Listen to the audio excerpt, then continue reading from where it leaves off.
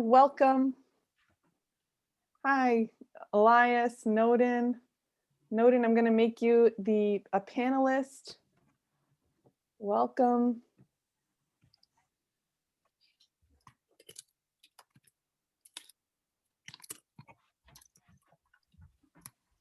Hi, Cassie and Faith.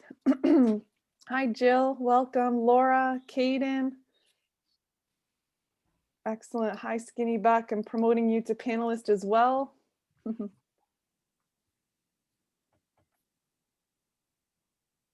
Hi, Raven. Hi, Rhonda. Hi, Sam.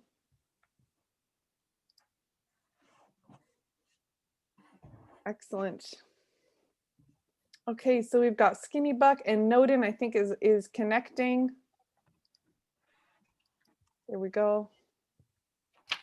Elias, I'm a bit late. I slept in too long. You know what? We're happy you're here now. Thank you. You can always go back later on next week to watch the sunrise ceremony too. But thanks for being here. Excellent. Okay, Skinny and Noden, I'm going to hand the mic over to you guys and you can start off this session and invite our guests. Thank you. Okay. Hello, Noden. How's it going? Good. How are you? I'm good. I'm excited. That's good to hear. So next up, we have OYAP, which is the Ontario Youth Apprenticeship Program with Carmen, Dave, and Leonard. And I will give the floor to them and they can take it away. Well, I think we can start out. We are having some technical difficulties this morning. So anyway, we had a presentation prepared and stuff like that. Hopefully everything comes together, quite quickly. And I think I can introduce myself. I'm Dave Elkma from the Grand Erie District School Board. I have responsibilities in the Ontario Youth Apprenticeship Program. We have a number of students throughout our school board that participate in OYAP and the number that are registered. In all sorts of different apprenticeshipable trades. And we're more than happy to answer any questions that you have this morning concerning the OYAP trade. And hopefully that you can learn a lot about OYAP and maybe it's something for you. I think we'll let Leonard introduce himself now. Hey, I'm Leonard Bumbaco. I'm with the Waterloo Catholic District School Board. I'd like to welcome everyone to this session. My responsibilities are OYAP, technology, and also and co-op as well. So as you know, or if you don't know, OYAP is your opportunity to explore a trade while you're in high school. It's a school to work initiative where you could take the time out of you can take some time into your schedule and go into a co-op and explore a trade and see what you like and see what fits for you and take it from there. So like I said, I've been in this position for a few years now. I've been teaching for over 20 years, multifaceted backgrounds, multi connections to different areas of my work. I will say one thing that you're in the right place, and I look at this as an opportunity for you to make connections with people, and OYAP allows you to do that. Co-op allows you to do that, and I go back to a story where you really want to make connections with people, all right? And that those connections with the people around you will guide your journey, will influence your decisions. And that's really what this is about. That's what today is about. And hopefully you can take what you've learned today, go back to your school and figure out how to open up those roads of opportunity for you. But the more people you talk to, the more, I call them puck touches. I'll use a hockey analogy if I could. If you shorten the rink and you have more pucks on it, you can imagine each person as being a puck. The more stick handling you do, the more people you talk to, the better chance you get to develop your skills and to score all those goals you can. So thank you today for shortening your rink, for reaching out to everyone out here and to talk and to network and to connect and take all that information you can to try to explore what's important to you and help guide your journey later on. But it does start in high school after this. I hope everyone here goes down, maybe talks to their guidance counselor, your tech teacher, co-op teacher, and say, how can I explore today what I've learned today? How can I get into a placement and get those other connections out in the community so I can talk to people, so I can be influenced and see how they've journey through their life, and had their experiences shape the person who they are, and also the lifelong ambitions that they want to do. So I welcome you today. If you have any questions, obviously post them to us, and we'll be Dave and I and Carm will try to answer them quickly for you. Thank you. Yeah, I think it's important, as an adult, I suppose. We were all in your position at one time, trying to figure out what we're going to do, trying to figure out life. From a personal experience, years ago in high school, I was trying to figure out, I had actually thought I'd probably end up being a phys ed teacher. Went off to school for that. But anyway, I ended up becoming a heavy equipment mechanic, licensed technician.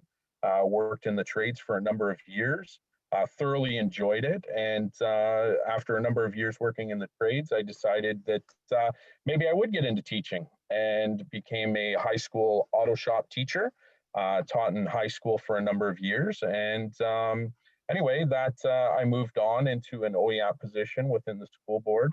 And, there's a lot of opportunity within the skilled trades. And one of the slogans of the Ontario Youth Apprenticeship Program is Earn While You Learn. And it's a program that you can start in grade 11 and start working towards an apprenticeship. Realistically, the rules, you have to be 16 years of age and have 16 high school credits. And you can go down and meet with your guidance department and say, hey, I'd be interested in road testing this as a career. You earn high school credits for it. And I think there's over 150 apprenticeships available within the province of Ontario.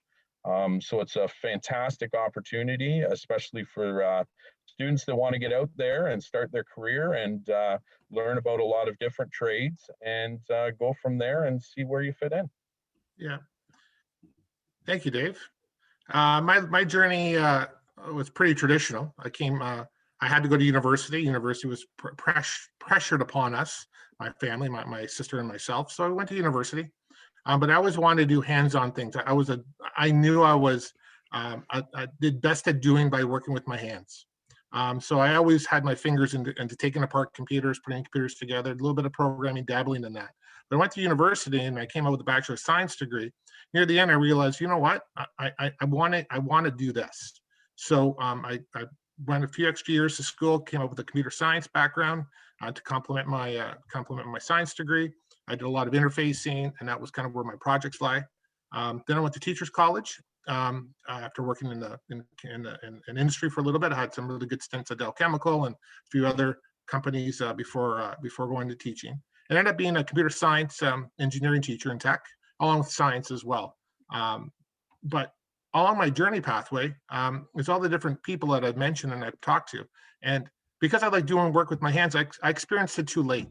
And if I had the opportunity to do it over again, I would have went back to high school. In my high school days, I would have actually, looked into having a co-op placement or working into maybe small tech shops, different avenues along that road, and really connect with other community partners and see what they were doing. So I would have done the co-op route a little bit. Did I want to explore a skill trade? Absolutely. I wish I went back and I did that. I wish I did more things with my hands, go into auto, try machining. I had a vision to, I really want to know how to work a lathe or a drill press.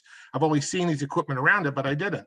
My uncle was a machinist. My father was a welder. I was around tradespeople, but they wanted me to go off to university. You know what? Because it's dirty. It's not high paying. I don't want you to do this job. And it was probably the worst advice I had.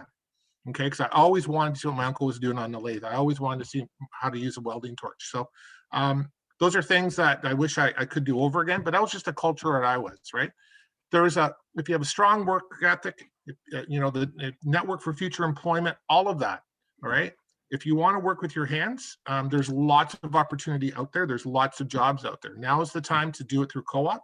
OYAP is just a big fancy word that says, I'm exploring one of the trades in a co-op environment and the safety around the mentorship at school you have, and obviously with your employer partner out there that will guide you through and really allow you to answer all of your questions in a very safe place. There's no question unanswered. I don't know a journey person out there where I've had a co-op student in a placement where that journey person didn't look forward to having that student in with them and asking all those awesome questions and being that teacher. So I hope today you get something out of it. I hope whatever questions you pose again, please forward them to us, and we'll try to answer them the best we can. Mhm.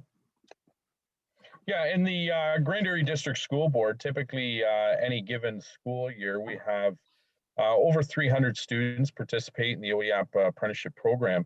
We have a huge network of employers that are looking for apprentices. And one of the things that we can do for our students is connect those students with employers. So if it's something that you're considering doing, there's lots of resources out there, lots of help. We'll look for with you and for you for employers and make that connection. And realistically, the way it works is during the semester, instead of going into a mainstream high school course, you can be out working with an employer, earning hours towards a trade, and using that as part of your high school pathway. Yeah. Hey, so I just have a question in the chat for you, gentlemen. One of the attendees is asking, what trade do most students gravitate to? What's most popular? It kind of varies by region.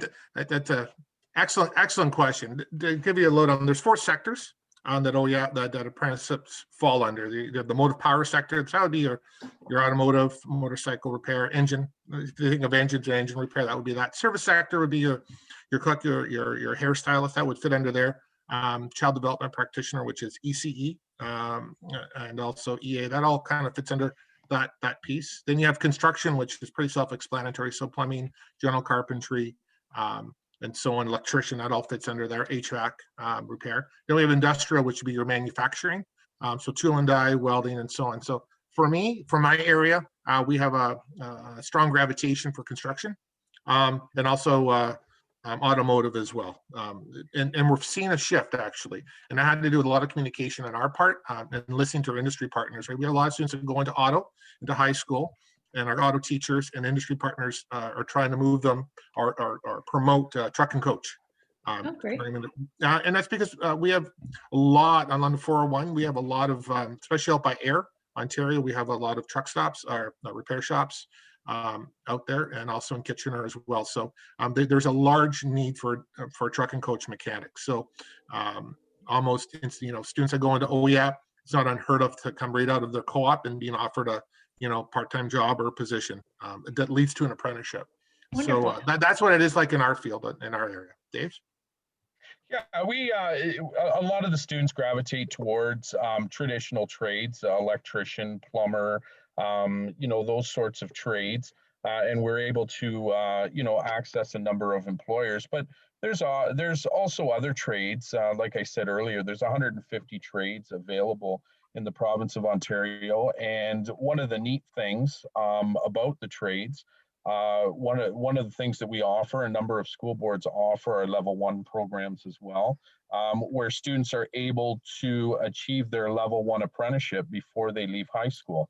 And like Leonard talked about a little earlier, we've had students that have completed their level 1 truck coach by the time they're finished high school. And it's an extremely neat program. Years ago, when I entered into the trades, the Ontario Youth Apprenticeship Program was realistically in its infancy. And we've had a number of, I trained apprentices in industry. I had a number of apprentices working with me as I was a journey person on the floor working on heavy equipment. And at this point in their lives, a number of them are shop foremans. They've moved on to service managers. And then we've had other apprentices that have moved on. They work for the fire department. They're looking after the fire trucks there. So the apprenticeships, they're not just a stepping stone where, oh, well, I've gotten into this trade, this is what I'm going to be doing for the rest of my life. It's a stepping stone, and it's part of your journey. And through those skill sets, hands-on opportunities, it's the skill sets that make you tremendously employable. It's what you can do. And that's what we're trying to do within the school systems in the Ontario Youth Apprenticeship Program, is give students a step up in that journey. Yeah. Okay, I well, can I'll say this. Sorry, there's the chat is just going crazy with questions, so I'm just going to keep firing them at you guys. Sure, go for it. But just Fire know away. that they are coming fast and furious. So then the next question was, what trade could I get into that would have me traveling the globe? Is there a best one for a lot of traveling? Oh, I had a student that got back to me. They underwater welding. So they want to do welding. They got their ticket in welding, and then they're around the world. They're doing different jobs doing that. What's great about the trades, it's transferable, right? We have a program called the Red Seal. So I'm even thinking, you know what? Once you're Red Seal certified, and I'll go through the pathway in just a moment. But once you're Red Seal certified, which means your CFQ, your certificate of qualification, allows you to work anywhere in Canada. It's transferable. So if you move from province to province, you don't have to recertify. So we have lots of students going around and doing a whole bunch of work just within our own country, let alone the world. So, you know what? I had my family were immigrants and came over as with their trades that they brought in. So it's world transferable. There's lots out there for you to take on. Remember, this is skills for life, right? There's skills with you. So if you're a cook, you know what? Sky's the limit. Like, you can be a CFQ executive chef cook after you're all the way through OYAP rather cheaply, right? So you're talking about, and I'm just going to go through the apprenticeship pathway really quickly. You can start, like David said, in high school and co-op, get connected to an employer, be signed on as an apprentice outside of co-op, like just when co-op ends. And then your journey's there. Your journey's starting. You're going to work for roughly another year. You're going to go to school again, few $100, maybe $500-$600. You're going to work again. You're going to go in school for another level of schooling. You're going to work again, get your third level of schooling, X number of hours, and you're connected with an employer, and then you're certified. It's about, every trade's a little bit different with the amount of hours you got to put into it in order to be ready to write your exam. But you're looking at, let's say on average, I'm just going to use the word out there, 4,000, 5,000 hours and 3 levels of schooling that are really, really cheap. Then you have your certification and you're making very good money, and there's lots of jobs out there. Lots. Like, I know in my field, the manufacturing, we have a lot of small shops around here. We can't find tool and die and welders, machinists as well. They are crying. They're coming to us and saying, where are the students? Bring them on, because we can, after co-op, we'll hire them on. They're volunteer, we'll hire them on, full-time right after high school. So CNC programming, all of that, all of those trades are high in need at this moment. So yeah, if we take a look at even within our area right now, Tiger Cat Industries, I was talking to them a little while ago, and they build forestry equipment that's shipped all over the world, and they need technicians to work on the equipment. It's very, very specialized. They've moved into they warranty work on all of their own equipment at this point. If I take a look at my brother-in-law, he worked for a manufacturing company, and they built water purification systems, and he traveled all over the world installing and building those. What Leonard had said, the skill sets are 100% transferable. They're needed all over the world. A lot of people that are especially, in the manufacturing sector, they build equipment. That equipment has to be serviced. That equipment is shipped all over the world, and there's more than ample opportunity for those that want to travel. You can travel anywhere. There's lots of opportunity. And I'll just add, if you watch, Food Network Canada, executive chefs, they're apprentices one day. They apprenticed under somebody. So they wrote their CFQ exam. There's level 1, level 2 schooling, and then they're with a chef as well. And an executive chef that they apprenticed under looks after them. So when you look at Food Network Canada and all those shows, and all, they've followed that route very well. They followed that route. Yeah, and I'm a huge proponent of the skilled trades. I went through it. I have 4 children of my own. 3 of my children are in the skilled trades. They travel all over Ontario. One is an electrician. He's actually working in Toronto today. We live in Brantford. I have another one that's a millwright. He travels all over Ontario. And I have another one that is in construction.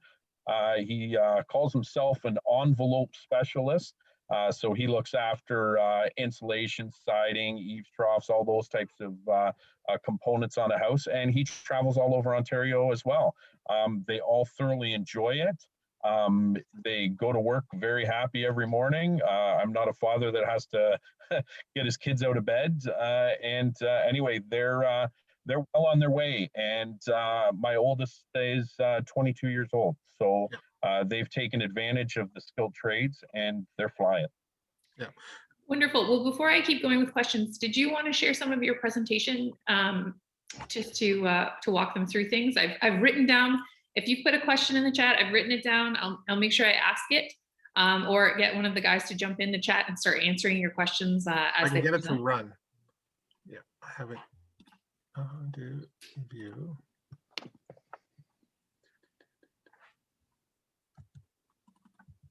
Trying to get Carmen's presentation to run here.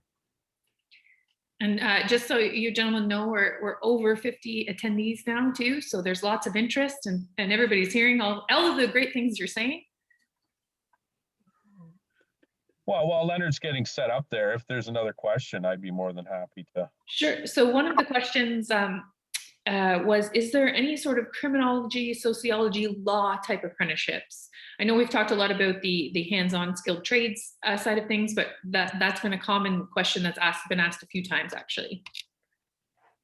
Not that I know of, to be honest with you.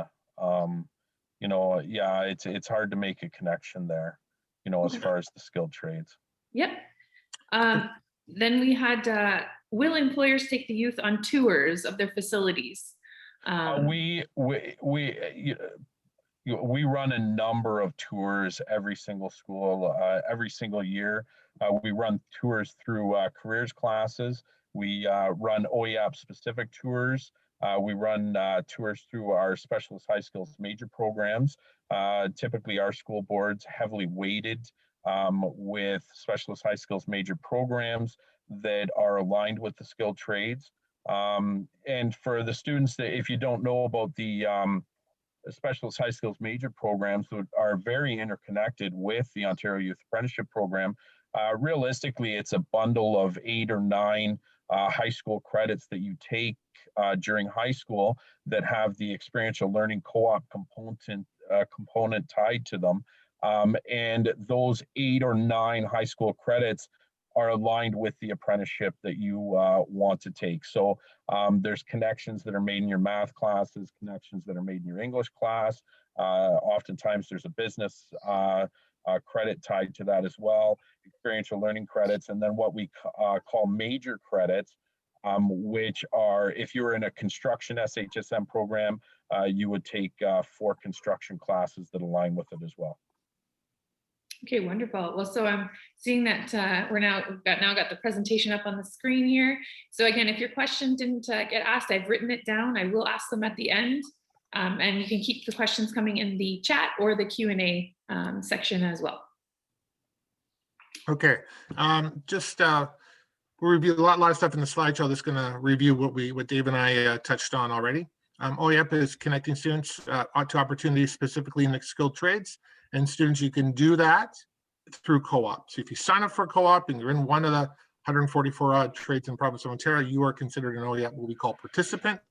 And that participation can actually work towards it into an apprenticeship with that employer you're currently with. So one of the biggest pieces about apprenticing is, who do I go to, right? I can't, you know, it's hard for me to pound the pavement, knock on company doors.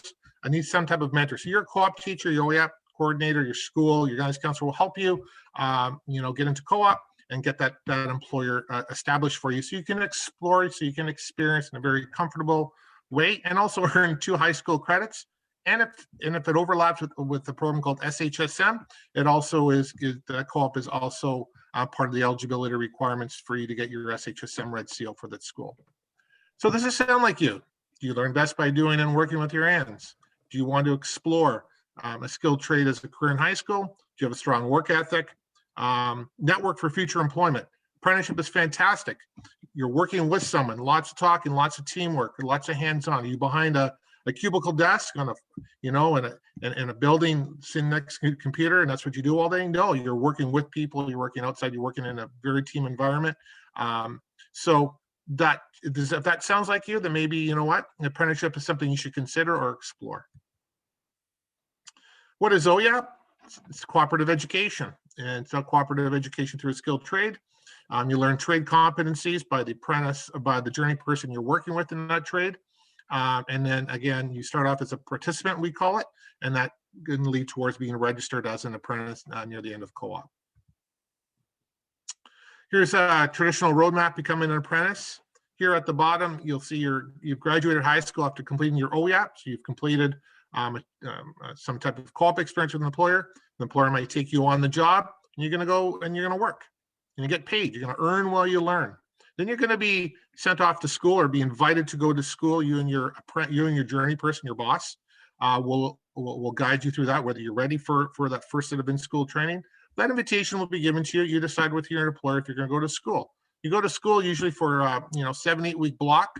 Some schooling can be 1 day a week for a year, but that will be fleshed out with you when the letter comes from the training or from the ministry. That will guide you through where that schooling is going to be. But you go off to school, and then when you're done school, you're going to come back to your job and you're going to work. And then you're going to go to school again after roughly another year. Then you're going to work again.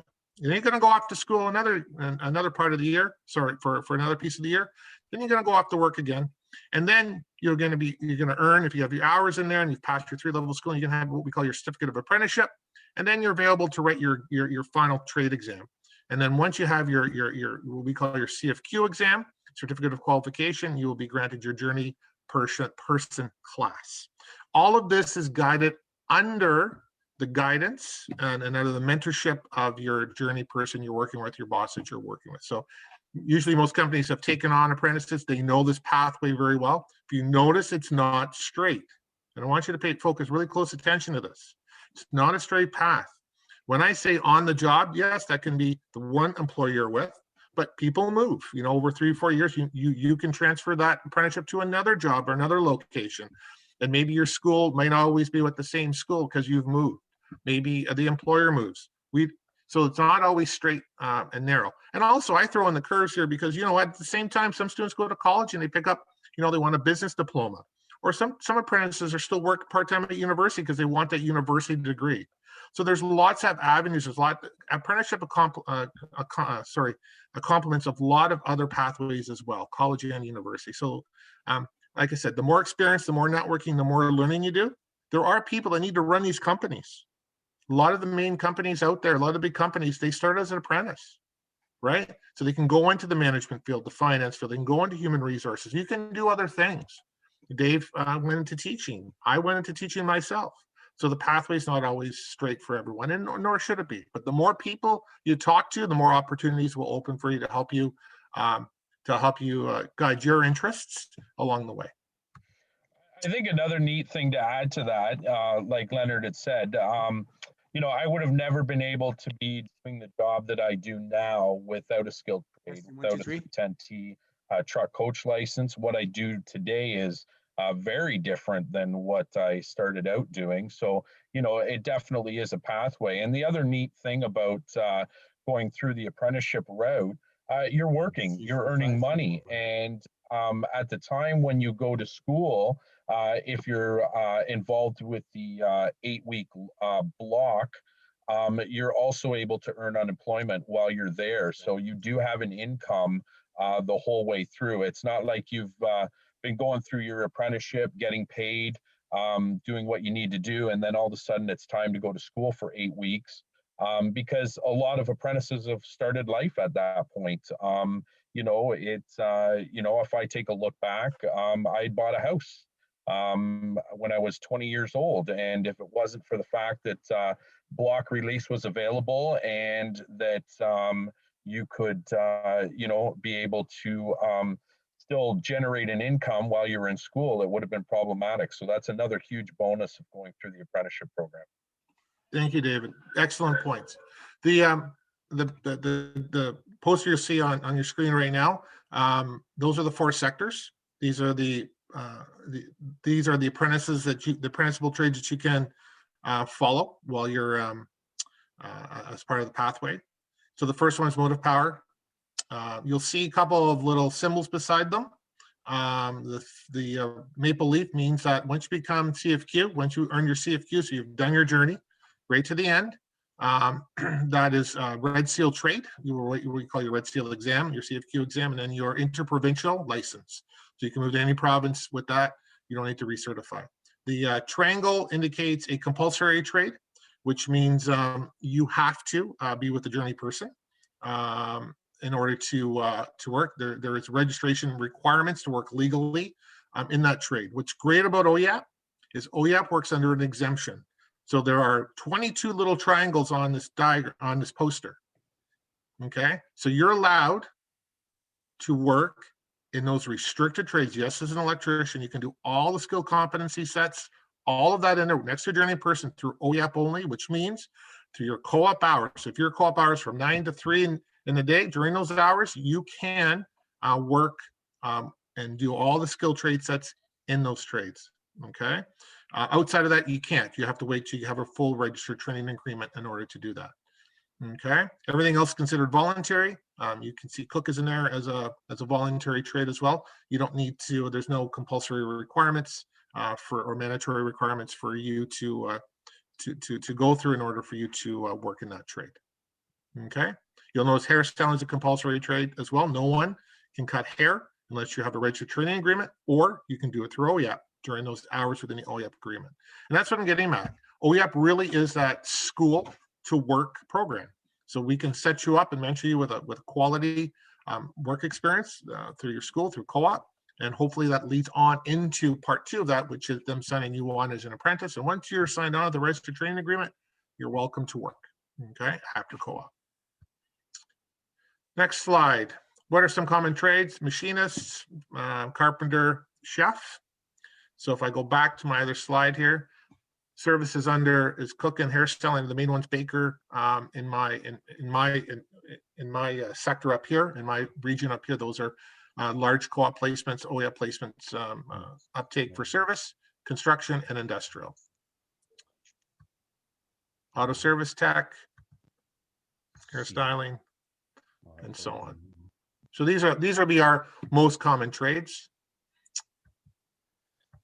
And child development practitioner. Child development practitioner would be students that would be interested in working with an ECE. ECE it's very interesting because there's 2 routes to it. You can go to college and pay a lot of money. I believe it's most colleges have it as a 2-year program. You get your diploma from college, and then you write your test, or you apply to the early childhood educators trade. I forget the name for it. Early college. And you can, and then you're licensed and you're legal to work in Ontario. Child development practitioner, you can do it also via earning while you're learning. So you can work next to ECE in an ECE setting, and if they sign on child development practitioners, you can earn while you learn all the way through. And at the end of your apprenticeship with a child development practitioner, I believe there's 4 courses you take to the ECE college, and then you end up in the same spot as a regular student who went through the ECE and paid all that money through college. So again, there's 2 ways to become an ECE. Child development practitioner is one, a lot cheaper. You're earning while you're learning. And there's a few extra courses at the college that at the ECE college that you would take to become fully certified to work. Welding, industrial millwright, industrial mechanic millwright would be a person who fixes large machines in an industrial type setting. Plumbers at the top. Your baker, electrician. Why the skilled trades?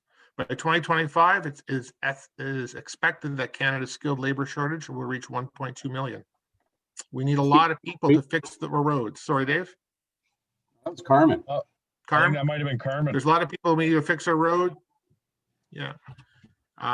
So we have a large shortage. I'm going to give you an example. I just read the news last week in Texas. We all know about it's well publicized on the power outages down there. They have their grid back up, and the weather's above 60 degrees, but they don't have very many plumbers down there to fix all the broken pipes that happened. So people are still without water. Nice weather, beautiful weather now. They want to go on with their lives, but businesses can't open, schools can't open because of all the burst water pipes that need to be replaced or fixed, and they have a large shortage of plumbers at this time. Power line technicians, again, they're coming in from other areas of the states to come down there to fix their power lines. You'll notice that sometimes if there's a large storm on the East Coast or down south, Canada sends their power line techs down there. Power line technician, again, high need.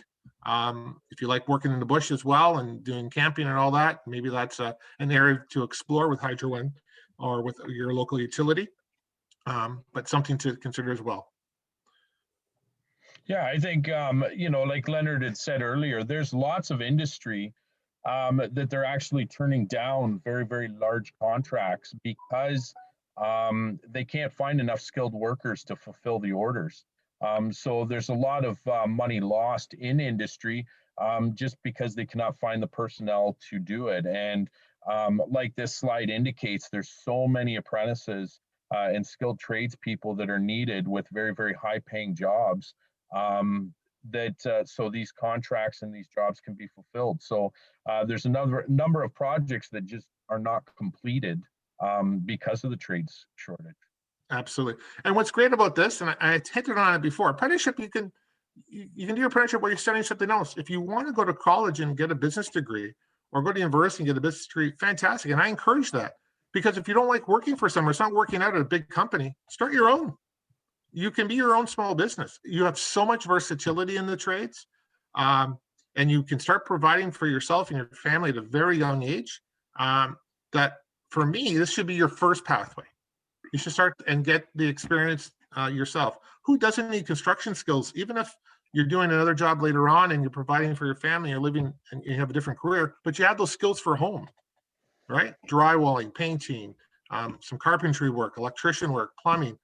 You know what? And everyone's calling on their neighbor. Do you know a plumber? Do you know electric? All these skills that you can use inside your house. Fantastic, right? So think about it that way as well. Apprenticeship leads to career opportunities. I can become a trade instructor, become a supervisor. I can represent my trade in a business trade of labor group. I can become a master journey person. I can become a business owner. And these are key pieces of the puzzle that define your journey. When I say journey and career opportunities, apprenticeship is just one little piece of a large puzzle that you're putting together on your lifelong journey. Why the skills trades? Top 5 reasons to choose the apprenticeship pathway. Number 1, to review, get paid to learn. You graduate without debt, high job security, rewarding work, and transferable skills. Rewarding careers, get a sense of accomplishment, seeing the results of your effort at the end of the day. Huge opportunities to grow and advance in your field, and over 140 skilled trades to explore. And constantly learning using advanced technology, skilled trades. They use the latest and cutting edge technology. They're always learning, always trying to get up to speed. Nothing is constant, lots of change. I often ask, I asked a brick and stonemason, what out of all the construction jobs, careers, apprenticeships you can pick, why brick and stone? You know what he's told me? He said, I get to drive by and see my work. He said, if you're a roofer, you kind of see it, but not too much. If you're framing, it gets covered up. If you're doing work inside the house, it gets all covered up. He said, I get to drive by subdivisions or surveys, and I can see my work because I know I did that brickwork. And he said, you know what? I can walk up to a house or a building, and I know if the brickwork has been done or well, right or not. So there's a sense of a pride and accomplishment of his own work and what he can see. So that was a pretty interesting little bit of feedback that I received from that tradesperson. Another neat thing that's, and we've heard it a lot over the last year, the skilled trades relatively have been very COVID proof.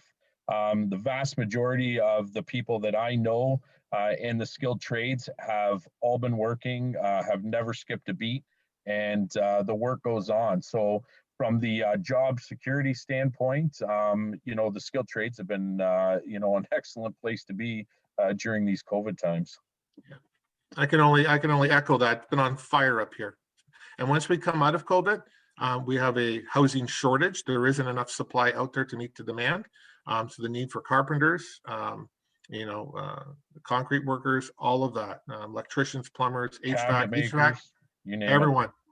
So there's going to be a lot of need. And remember, when I go back to this slide, 48% of the current workforce will be eligible to retire in 5 years. So there is a large gap to fill. Success is a journey, not a destination. Success is a journey, not a destination. The doing is often more important than the outcome. And I just reiterate and I echo this again and again and again. It's the puck touches. It's the people you connect with. The more people you can connect with will influence your decision making later on. It's really important for you to connect with that person and see what their life journey was from high school, your age, to where they are now. And you might see some comparisons. You might see some ways of how they tackled different tasks and overcame their own hurdles. So you can bring that into your life to see, you know what, I can do this, and I will do this, and I will be successful at it. So good luck on your choices you make. Good luck on the destination that you're pursuing. I was wondering if I could interject here. Can you guys hear me okay? Perfect, Carmen. It's nice to hear you. Oh, he's gone again. Carmine, we can't hear you anymore. Well, Oh he's dear. talking. Yeah, nothing. Okay. Yeah. Well, it's technical difficulties. All right, well, there Anyway. was a few questions. Sure. Oh, there was a few questions in the chat still. Can you guys, can you hear me okay? Sorry, can you hear me okay? Yeah, now we can hear you now again.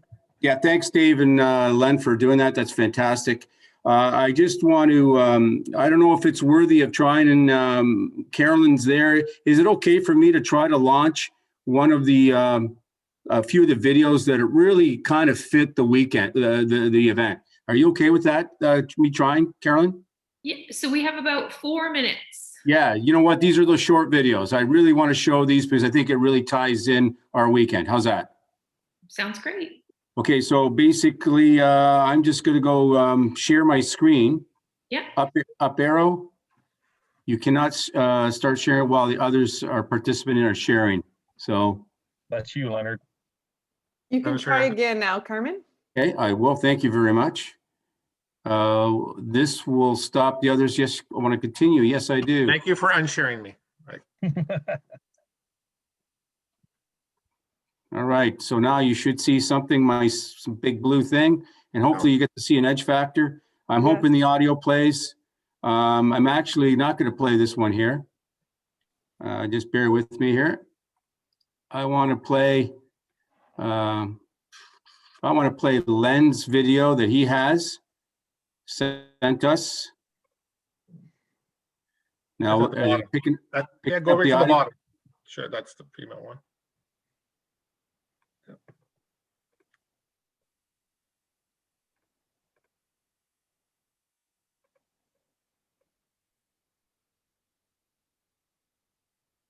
Oh, is that working? No.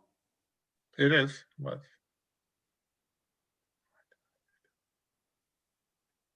Hey, Leonard, while Carmine finds the video, can you insert a couple of links in the live chat for people to be able to learn more or contact you guys afterwards?